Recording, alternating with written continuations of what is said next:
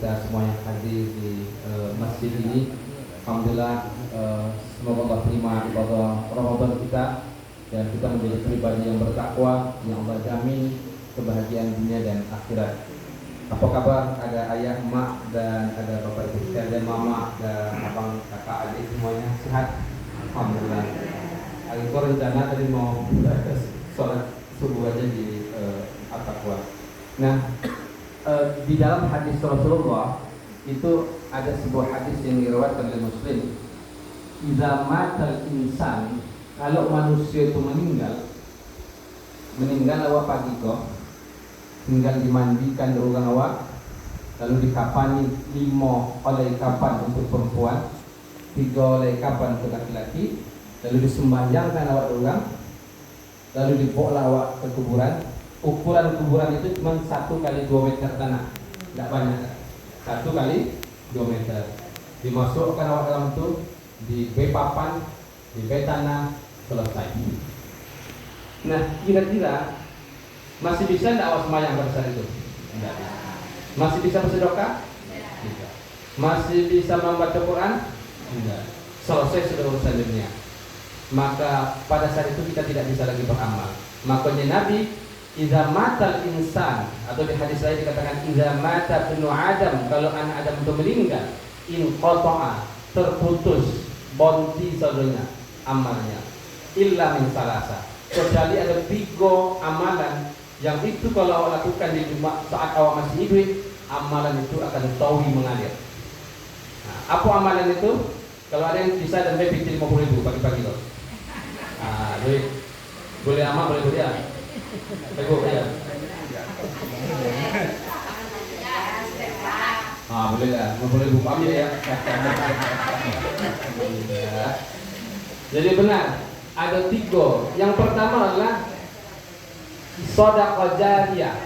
Sedekah jariyah itu yaitu sedekah jariyah adalah mengalir. Berarti sedekah jariyah itu adalah sedekah yang pahalanya tawi mengalir. Para ulama memahami sedekah jariyah ini dengan istilah wakaf. Nah, jadi sedekah itu ada 3, ada 2. Ada namanya sedekah wajib, itu namanya zakat. Zakat terbagi menjadi 2. Ada zakat fitrah, itu zakat yang awak tunaikan sebelum khatib naik mimbar di hari raya Idul Fitri. Tapi kalau lagi tunaikan setelah khatib naik mimbar, namanya tidak zakat fitrah, tidak, namanya sedekah biasa ya Rasulullah. Yang kedua ada namanya zakat mal, zakat harta. Nah, zakat mal itu ya syaratnya terpenuhi 2, nisab dan haul. Nisab itu adalah batas harta yang punya. Berapa banyak? Setara dengan 85 gram ome. Nah, kalikan lah. Itu ome 2 juta kalau saudara. 1 gram. Berarti kalikan 85 berarti sekitar 170 juta. Nah, wawak piti melebihi 170 juta kok, maka kolukanlah zakatnya 2,5%. Nah, 2,5% itu banyak atau seketek. Kalau 1 juta 2,5% yaitu adalah 25.000. Tapi kalau dah nawa piti 1 miliar, berapa zakatnya? 25 juta. Tangan kau kayak 25 juta bayi zakat Allah. Kalau 4 miliar 1 juta. Kalau 40 miliar 1 miliar. Macam pengusaha muda kaya ya dia 40 miliar berarti 1 miliar. Habis ada isi kode. Nah, tangan tambah megek tangan kan 1 miliar. Tapi ingat ya, disitulah setan menggoda awak. Jadi bajinya enggak nonton dulu awak seorang tontonnya ya, pura-pura miskin jalan awak kan gitu kan. Tapi ingat, Allah punya senjata. Ada api senjata Allah, ada air senjata Allah, ada angin senjata Allah. Nah, pilih mananya Allah, bayi dengan sukarela ikhlas atau diambil dengan cara paksa. Nah, itu banyak gitu. Tengok Thailand butang Neymar bang, dalam hitungan detik hancur. Siapa yang bisa membikin itu? Allah. Jadi disitulah perosiannya harta, ya.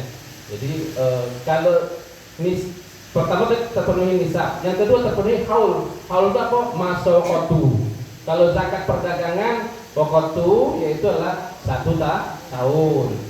Nah, ada yang terbiasa mengeluarkan zakat di bulan Gayo Tengko, berarti walukanlah.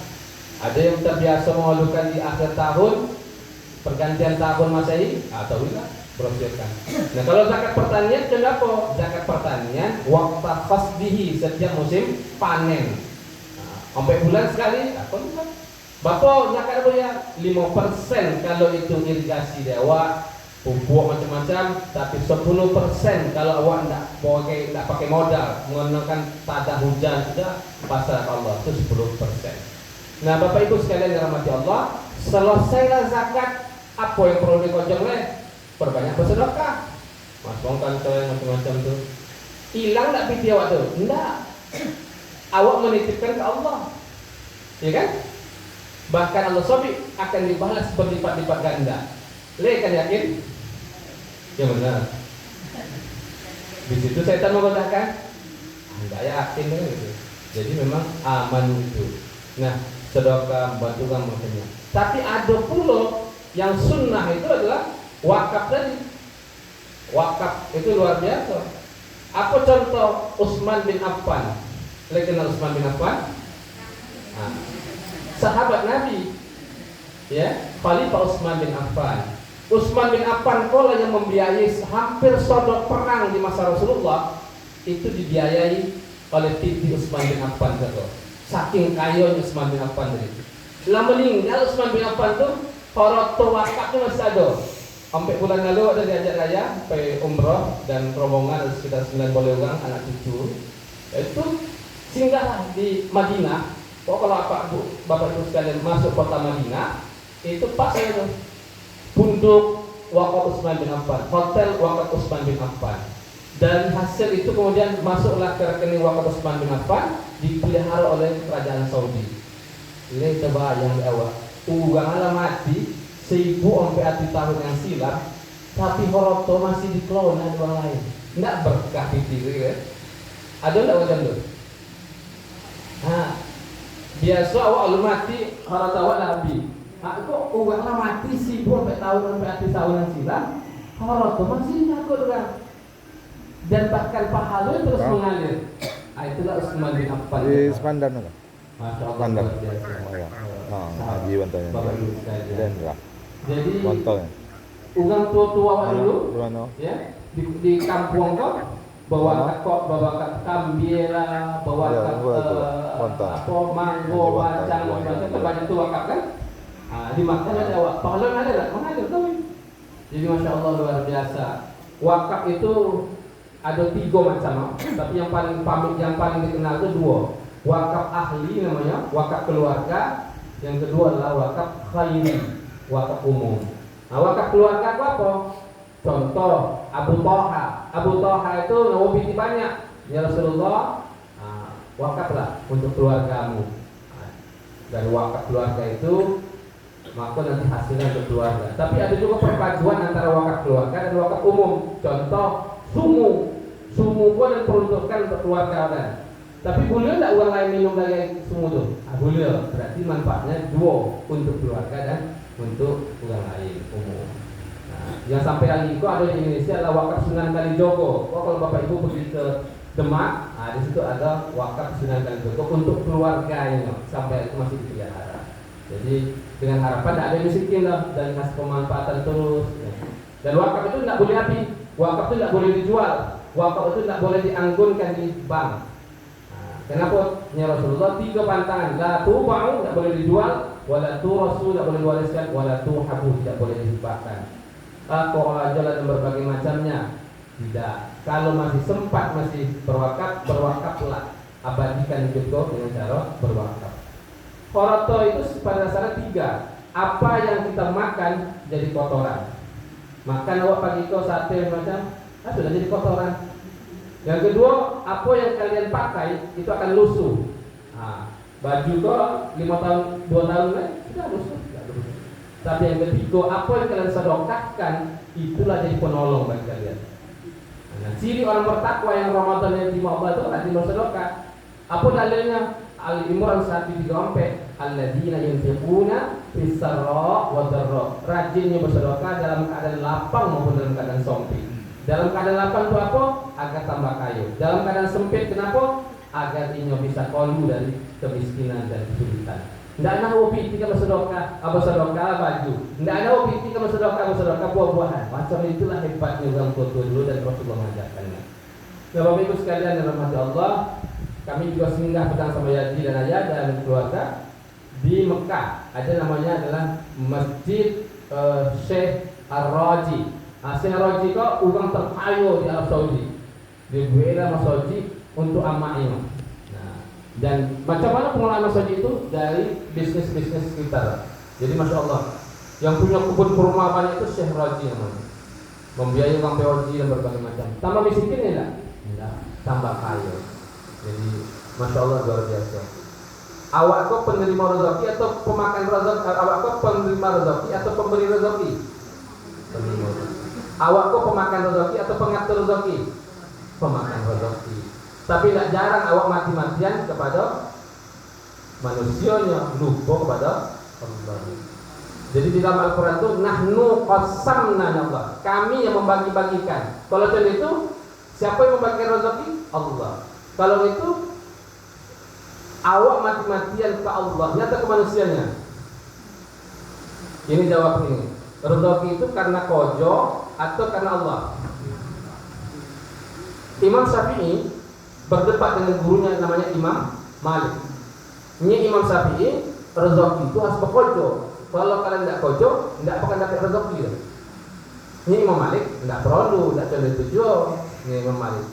Maka suatu ketika Imam Syafi'i membuktikan ke gurunya, membantulah kau beruntung dapat upah, dan kemudian dari upah itu nyebolilah buah-buahan. Dibawalah ke gurunya Imam Malik, ingin membuktikan bahwa rezeki itu harus bekerja. Ini guru, saya buktikan bahwa setelah bekerja saya dapat uang, lalu ini buah-buahan. Apanya guru? Gurunya hanya tersenyum. Imam Syafi'i, alhamdulillah, makasih ya. Tapi saya dari pagi tadi nggak kemana-mana, hanya mengajar di majelis ilmu ini. Tiba-tiba datang buah-buahan. Siapa yang topik sih kak? Imam Malik atau Imam Syafi'i? Hah? Kedua-duaan, ya kan? Nah, yang paling ancak bekojo lah, dan setelah itu berbanyak amal ke Allah. Jadi tidak boleh juga menuhankan. Kau menggali kau karena ada, kalau tidak ada tidak berhasil. Tidak begitu juga kan? Sakit Oscar itu selesai kan? Jadi saudara-saudaranya dan setuju dengan ayat itu sudah Allah sudah mengaturnya kan.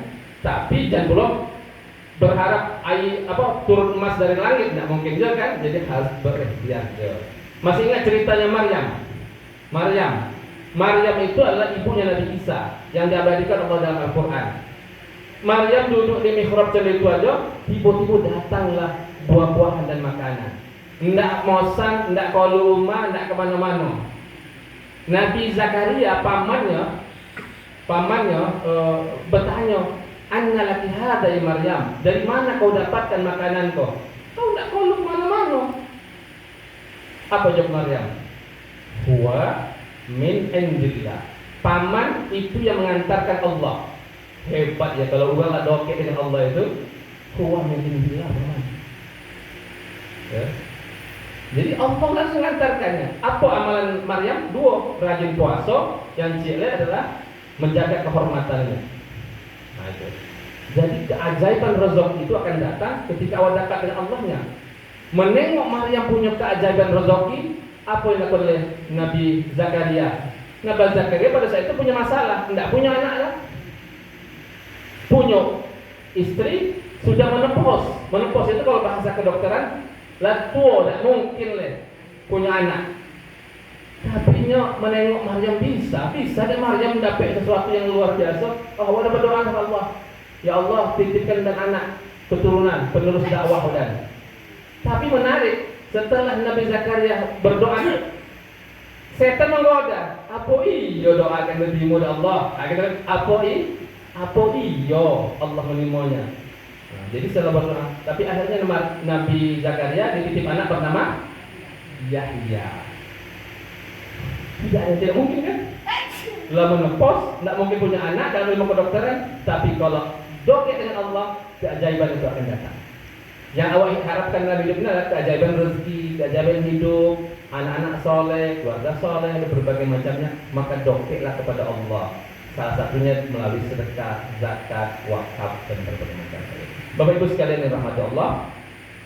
Yang kedua adalah yaitu adalah ilmu yuntafa'u, ilmu yang dimanfaatkan. Nah, ini luar biasa. Hebatnya ilmuwan itu mencainya dapat pahala, menyampaikannya dapat pahala, lah meninggal orang punya ilmu itu pahala itu mengalir.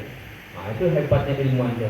Maka sekolahkanlah anak-anak, ya, didiklah anak-anak menjadi ilmuwan, dan itulah korota yang paling mahal.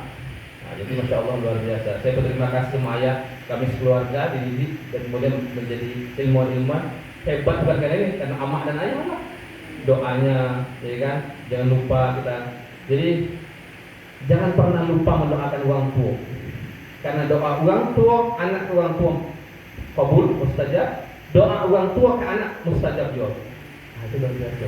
Tiba-tiba awak lah tua, tiba-tiba orang tua awak lah tua pula. Tiba-tiba awak lah tua, selesai lagi kan? Jadi doa itulah yang menjadi kekuatan seorang anak dan orang tua. Jadi ilmu yang bermanfaat, tauhilah mencari ilmu, dan hanya orang berilmu yang mengangkat derajatnya. Yang terakhir yaitu adalah waladun salih yad'ulah. Apa di situ? Walad itu anak, yad'u mendoakan kedua orang tua. Tapi menarik Bapak Ibu sekalian, di situ redaksi hadisnya itu waladun. Sedangkan anak kandung itu dalam bahasa Arab namanya ibnun. Hendra, ibnu Khalid, ibnu So'an, ibnu teruskan. Nah, kenapa di situ waladun? Berarti kalau walad berarti boleh jadi ada anak asuh, ada anak angkat, ada anak yang awak bayar beasiswa, awak sekolahkan, maka ingat berdoa untuk awak pada saat awak masih ada maupun tidak ada. Bertanya-tanya awak dari di antara tiga boleh ngawunya kira-kira gitu. Andai kata itu meninggal, apa yang bisa awak menjadikan penerang di alam kubur awak? Bertanya-tanyalah siapa wadan kau, dari mana dan berasal, nak kemana dan setelah itu kau. Nah, tanya tiga dari apa tadi? Siapa wadan? Oh, wadan ke manusia biasa, bisa sakit, bisa mati, bisa selesai. Di mana wadan kini kau? Wadan kini di dunia. Nak kemana wadan selaka? Wadan nak mati, nak ke akhirat Allah. Apa bekal wadan yang bisa untuk dalam perjalanan beliau kau? Andai kata ikut beliau, apa bisa melapangkan kuburan wadan? Nah, kira-kira bertanya-tanya lah itu menanjur ya. Ya Allah, andai kata andai gitu selesai itu. Dan pikirkan mengalir profesi dokter profesor itu soalnya kan diganti kan dia orang setelah awak tinggal awak mempertanggungjawabkannya di hadapan Allah. Kabul jadi risau kan, aduh kan ngurus setelah awak meninggal. Nah, itulah kira-kira. Dan mudah-mudahan menjadi renungan di pagi hari ini. Semangatlah terus beramal, semangatlah mengaji, semangatlah berzikir, tapi jangan lupa pula mempersiapkan perjalanan yang tiada tara, itulah kematian.